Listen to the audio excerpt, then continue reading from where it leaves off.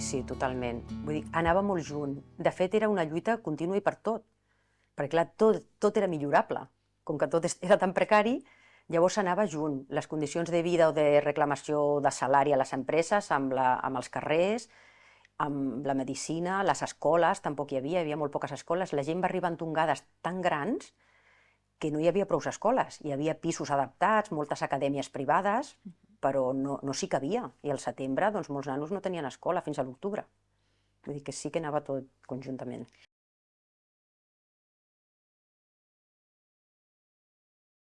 Allà el que fèiem en aquest moment era muntar associacions de veïns.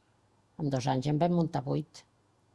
El marit de la Mercè Olivares, que és molt actiu, o era molt actiu en aquell moment, i és la persona que coneixíem gent d'un barri, els anàvem a veure, vull dir, muntava l'associació de veïns, perquè és que nosaltres buscàvem nuclis de gent dels barris i necessitàvem gent que no estés fitxada per la policia, i no era fàcil. Tu trobaves un nucli d'activistes i el nucli d'activistes buscava algú que no estés fitxat per firmar els estatuts i portar-los a legalitzar.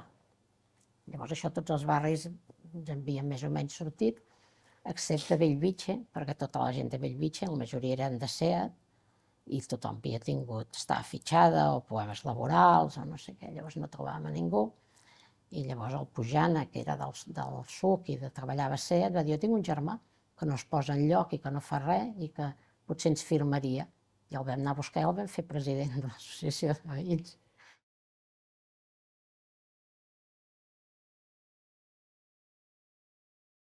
Sí, també. Era una organització política sindical i política, perquè comissions també tenia sectors.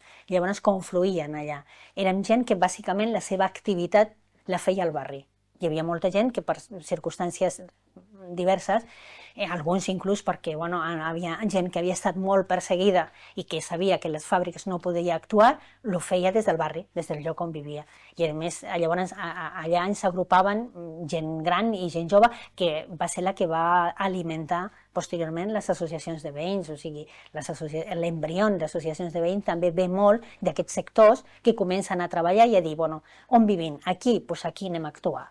Des de la proximitat per les coses, allò, la carestia de vida, un ambulatori, una escola, per allò, els serveis bàsics amb els quals no comptaven les nostres ciutats, ni els nostres barris, no teníem ni l'asfaltat dels carrers, ni, en fi, tantes i tantes coses que aquesta gent més jove comencem a qüestionar i a posar sobre la taula i dir, escolta, i això conjuntament amb el moviment veïnal, que és el moviment més reivindicatiu.